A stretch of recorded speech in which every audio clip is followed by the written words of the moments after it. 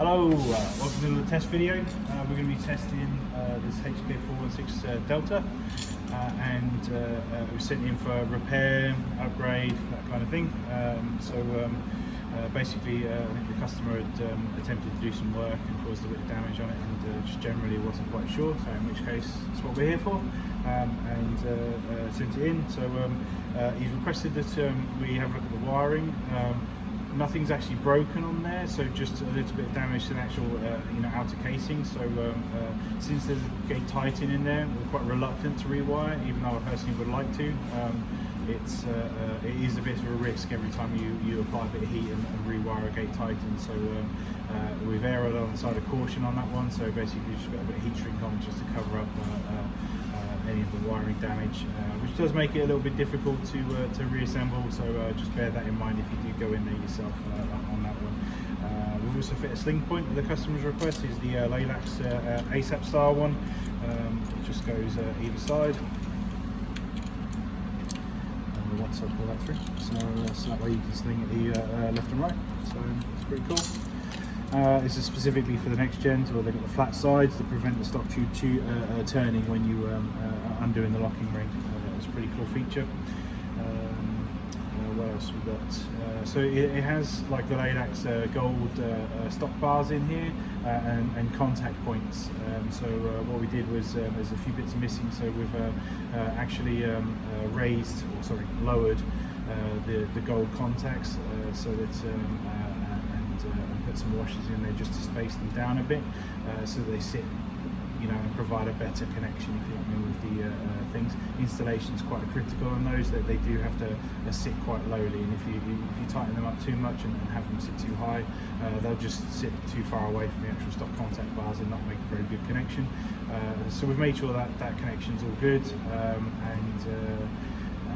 we left the original customer wiring on the stock contact bars the same, because they've sort of done a Dean's conversion here, so we've left that as is, but tested the connection, everything seemed fine there. Didn't seem to make sense to redo that. What else? So the stock tube guide rail had some snapped off screws inside the threads, we actually sent this tube off to LCS Engineering, and they've managed to re-tap those, which is fantastic work. So like I say, always good work from those guys. What else we got? So general service. So while I was in there, we obviously stripped the gearbox down and rebuilt that back up, and we gave the customer the opportunity at that point to maybe have some other upgrades and stuff like that, because budget-wise we weren't getting too expensive, and the customer wanted the going up to what we call our level 4, which is basically gears and bearings. So we installed the gears and bearings, and then we've done our usual gearbox testing, just to make sure that the shimmer's perfect and it's all reliable and is the lowest possible amp usage that we can achieve. So it's like I say, less than 3 amps, which is fantastic in terms of gearbox draw. So that's great. What else do we do? I think that's just generally it. So the front rail was incredibly loose, so we've tightened up the front rail, so that's now rock solid. There was a tiny bit in the upper receiver wobble, so we've got rid of that. Obviously the gearbox stock tube was all mudded, so we've made sure that's tight. We've got a jig that we actually installed the gun into, and then we can actually tighten up the rings around the gun while it's fixed in a position. That way it always maintains the perfect straight angle, if you mean, on there. If you do it by hand, you're always going to be over tightening or under tightening, so it's good to fix them in a fixed position and then tighten up the locking rings, and that way everything is perfectly in line. So that's assuming you're committed enough to want to do that. So we've done some range testing. FPS is about sort of 340 on 2s, 250 on 3.2s, so it's under the limit, which is great. And yeah, I'll do some quick testing just to make sure that which is good. Testing's on a 7.4 volt, 1100 battery.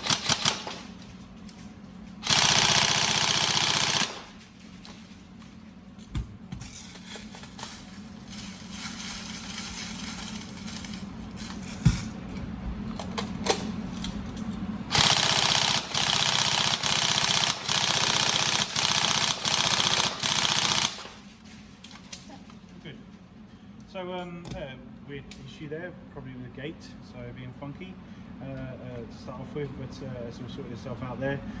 So we're so she's all good. What I'm probably going to do is repeat this whole thing over and over a couple more times. You don't need to see that on camera, just to make sure that she's all good. One thing to pay attention for after you've done this kind of a stress test, and which is why it's so good of a test to do post actually working on a gun, is one, if there are some niggly issues that you know it kind of shows and is apparent.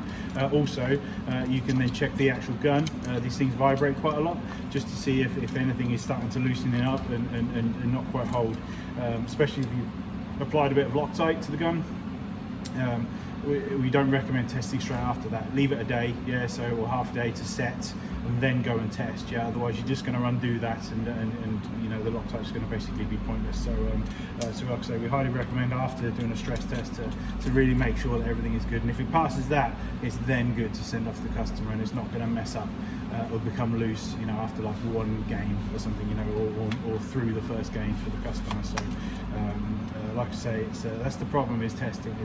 Is you know, we can't go to the point where we're taking customers' guns and doing a whole game play, but we do need to have some. So we hope that this, you know, combined with our outdoor testing, you know, combined with our workshop testing, you know, as the build progresses, and all these things culminate to hopefully, you know, a non-problematic gun for the customer.